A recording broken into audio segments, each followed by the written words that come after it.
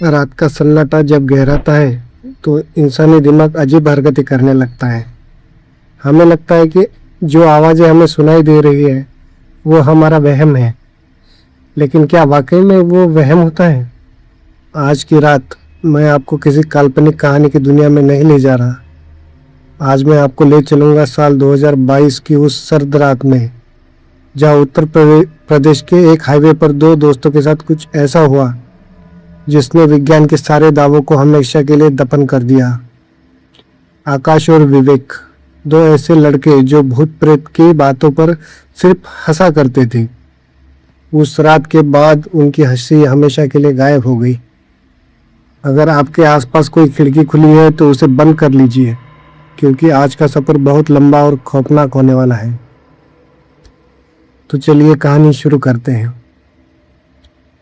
18 नवंबर 2022, कानपुर का एक marriage lawn, जहां रोशनी थी, संगीत था और लोगों की हंसी मजाक गूंज रही थी। विवेक और आकाश अपने बचपन के दोस्त राहुल की शादी में आए थे। रात के 12 बज चुके थे। विवेक अभी भी दोस्तों के साथ कश्मीरी पुलाव का लुत्फ उठा रहा था।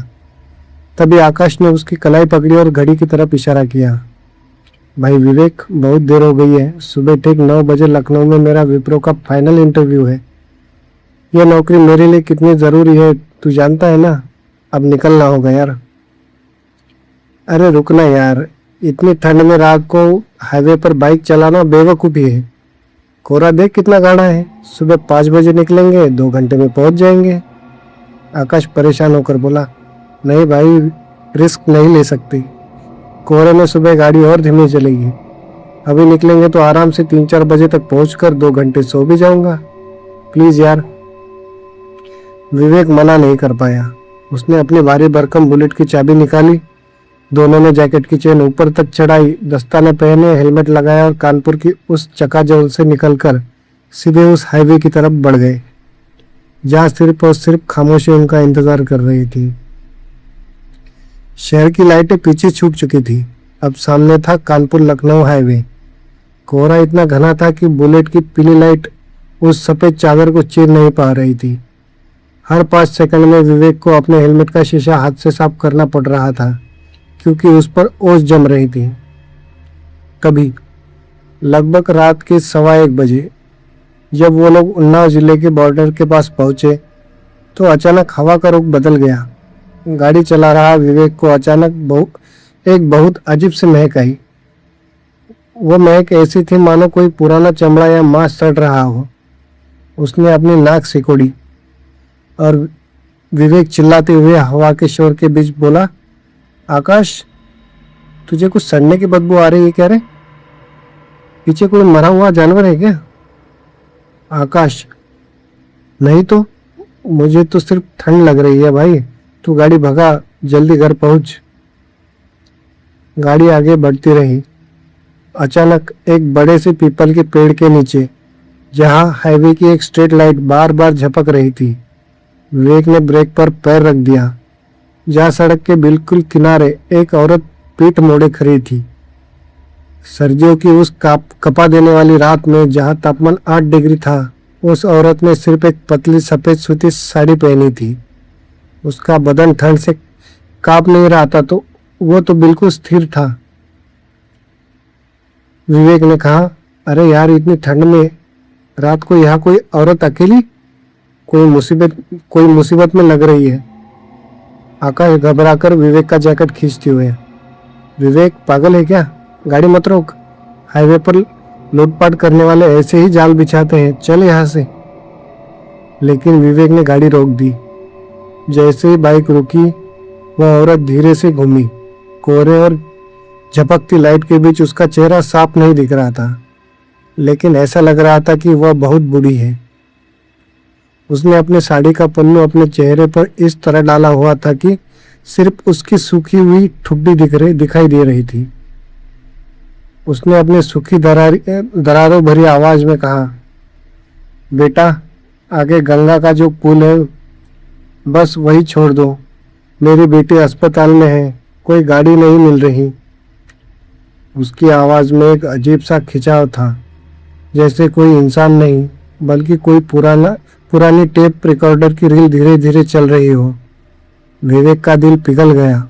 उसने आकाश से कहा, यार आकाश, थोड़ा आगे आ जा, अम्मा को बीच में बिठा लेते हैं, गिर जाएगी नहीं तो। आकाश अनिच्छा से आगे खिसक गया। वह औरत बिना किसी आहट के, बिना किसी शारीरिक प्रयास के सीधे बाइक की आखिरी सीट पर बैठ गई। ना तो उसके पैर में चप्पल थी और ना ही उसके पास कोई सामान था। जैसे ही वह औरत बैठी, विवेक को लगा कि बुलेट का सस्पेंशन पूरी तरह नीचे बैठ गया है। ऐसा महसूस हो रहा था मानो पीछे एक नहीं बल्कि 3-4 भारी बोरे लाद दिए गए हों। विवेक ने क्लच छोड़ा तो गाड़ी भारी होकर आगे बढ़ी। अब कहानी का वो हिस्सा शुरू होता है जहां से दोनों दोस्त के रोंगटे खड़े होने लगे। आकाश जो बीच में बैठा था, उसे महसूस हुआ कि उसकी पीठ से जो शरीर छू रहा है उसमें कोई गर्मी नहीं है। वो कोई इंसानी जिस्म नहीं था। वो बर्फ की एक ऐसी सिल्ली की तरह था जिसकी ठंडक आकाश के लेदर के जैकेट को पार करके उसके रीढ़ की हड्डी तक पहुंच रही थी। आकाश का पूरा बदन कांपने लगा, ठंड से नहीं, एक अनजान डर से। आकाश मन में सोचते हुए, इतनी ठंडक, कोई इंसान इतना ठंडा कैसे हो सकता है और इसकी सांस लेने की आवाज़ क्यों नहीं आ रही है। आकाश ने हिम्मत जुटाई और बात करने की कोशिश की। आकाश कांपती आवाज में बोलता है, अम्मा, आपकी बेटी को क्या हुआ है। कोई जवाब नहीं मिला, केवल बुलेट के इंजन की दुक दुक और हवा की सा की आवाज आ रही थी। आकाश ने फिर पूछा, लेकिन पीछे से सिर्फ एक अजीब सी गुरगुराहट सुनाई दी, जैसे कोई सांप फुफकार रहा हो। डर के मारे आकाश का दम घुटने लगा। उसने अपना ध्यान भटकाने के लिए बुलेट के दाहिने तरफ के रियर व्यू मिरर पे देखा। कोहरे की वजह से शीशे पर पानी की बूंदें थी। आकाश ने अपने दस्ताने से शीशे को साफ किया और जो उसने देखा, उसके पैर सुन्न हो गए। शीशे में विवेक गाड़ी चला रहा था। विवेक के पीछे आकाश बैठा था, लेकिन आकाश के पीछे सीट बिल्कुल खाली थी। वहां कोई औरत नहीं थी। सीट पर सिर्फ कोहरे की सफेद चादर दिख रही थी, लेकिन शारीरिक रूप से आकाश को अपनी पीठ पर वह बर्फीला दबाव और वो सड़ने की बदबू साफ महसूस हो रही थी। आकाश ने तुरंत बाइक की शीशे में देखा, वहां भी सीट खाली थी। उसका दिमाग चीखने लगा, वो कोई इंसान नहीं है, यह कोई रूह है। उसने विवेक को बताने के लिए अपना हाथ आगे बढ़ाया, लेकिन डर के मारे उसके हाथ पैर जैसे पैरालिसिस की शिकार हो गए। उसके मुंह से आवाज नहीं निकल रही थी। तभी आकाश को महसूस हुआ कि उसकी गर्दन के पीछे कोई बहुत ठंडी उंगलियां रेंग रही है। वो उंगलियां खुरदुरी और उनके नाखून बहुत लंबे थे। और फिर वो हुआ जिसने आकाश के मानसिक संतुलन को हिलाकर रख दिया। पीछे बैठी उस चीज ने धीरे धीरे अपना सिर आगे बढ़ाया। वह सिर आकाश के कंधे के ऊपर से होता हुआ सीधे उसके चेहरे के सामने आ गया। उसका सिर पूरी तरह से पीछे घूम चुका था। गर्दन की हड्डियां टूटने की आवाज आई, चट चट चट। उसका चेहरा मासूम था। गालों की चमड़ी लटक रही थी और आंखों की पुतलियां गायब थी। सिर्फ सफेद और डरावने गड्ढे थे। उसके मुंह से सड़ चुके खून की बूंदें टपक रही थी। वह आकाश की तरफ देखकर अपनी भयानक बिना दांतों वाली सड़ चुकी मसूड़ों से हंसी। वो चीज एक भयानक भारी और गूंजती आवाज में बोली, बहुत जल्दी में हो बाबूजी, थोड़ी चमड़ी मुझे भी दे दो, बहुत ठंड लग रही है। आकाश की घिघी बंद गई।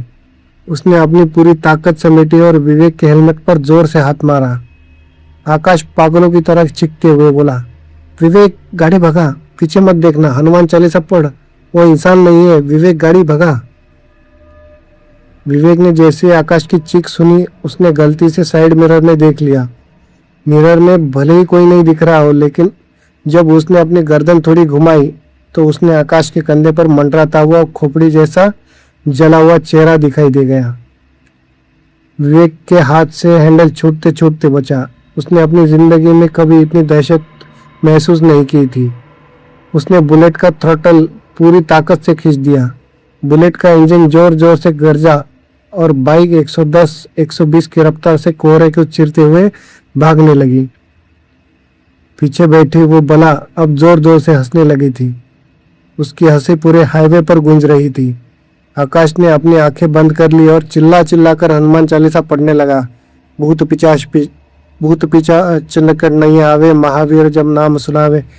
जैसे ही आकाश ने चालीसा पढ़ना शुरू किया, पीछे बैठी उस चीज को तकलीफ होने लगी। उसने आकाश की पीठ पर अपने नाखून गड़ा दिए। लगभग 20 मिनट तक मौत का वो तांडव चलता रहा। जैसे ही दूर सड़क पर एक बहुत बड़ा 24 घंटे खुला रहने वाला पेट्रोल पंप दिखाई दिया, जहां ट्रक खड़े थे और रोशनी थी, अचानक बुलेट का पिछला हिस्सा हल्का हो गया। वो बर्फीली हवा और वो सड़ने की बदबू एक झटके में गायब हो गई। विवेक ने बाइक को सीधे पेट्रोल पंप के अंदर कंक्रीट पर गिरा दिया। दोनों दोस्त वही सड़क पर गिर पड़े। पेट्रोल पंप के 3-4 कर्मचारी टॉर्च लेकर दौड़े। अरे भैया, क्या हुआ? कहीं एक्सीडेंट हो गया क्या? तुम दोनों कांप क्यों रहे हो? विवेक कुछ बोल नहीं पाया। उसने सिर्फ आकाश की तरफ इशारा किया। आकाश पेट्रोल पंप की लाइट के बीच औंधे मुंह गिरा हुआ था और दर्द से करा रहा था। जब कर्मचारियों ने आकाश की लेदर जैकेट को पीछे से देखा तो उनकी चीख निकल गई। महंगे लेदर की वो मोटी जैकेट पीछे से पूरी तरह जल चुकी थी, जैसे किसी ने उस पर तेजाब डाल दिया हो। और उस जली हुई जैकेट के ठीक बीच में 5 लंबी नुकीली उंगलियों के गहरे निशान थे, जो आकाश की पीठ की चमड़ी को जला चुके थे। वहां से काले रंग का बदबूदार गाढ़ा तरल पदार्थ बह रहा था। आकाश का वो इंटरव्यू तो छूट गया और वो घाव ठीक होने में पूरे 6 महीने लगे, लेकिन वो निशान आज भी आकाश की पीठ पर मौजूद है, एक सबूत की तरह कि उस रात जो हुआ वो कोई सपना नहीं था। पुलिस और स्थानीय लोगों से बाद में पता चला कि उस पुल के पास सालों पहले एक बूढ़ी औरत को किसी अज्ञात वाहन ने कुचल दिया था और तड़प तड़प कर उसकी मौत हो गई थी। तब से उसकी आत्मा वही भटकती है। तो मेरे प्यारे दोस्तों, अगली बार जब आप रात के सन्नाटे में अपनी बाइक से सफ़र कर रहे हो और कोई बूढ़ी अम्मा या मासूम बच्चा आपसे लिफ्ट मांगे, तो दया दिखाने से पहले एक बार अपनी गाड़ी के शीशे में ज़रूर देख लेना, क्योंकि कभी कभी पीछे जो बैठता है वो आपको अपने मंजिल तक पहुंचाने नहीं बल्कि आपकी दुनिया उजाड़ने आता है। यह थी आज की सच्ची आप बीती। अपने कमरे की लाइट ऑन कर लीजिए और चैन से सो जाइए, अगर आप सो सके तो। Good night.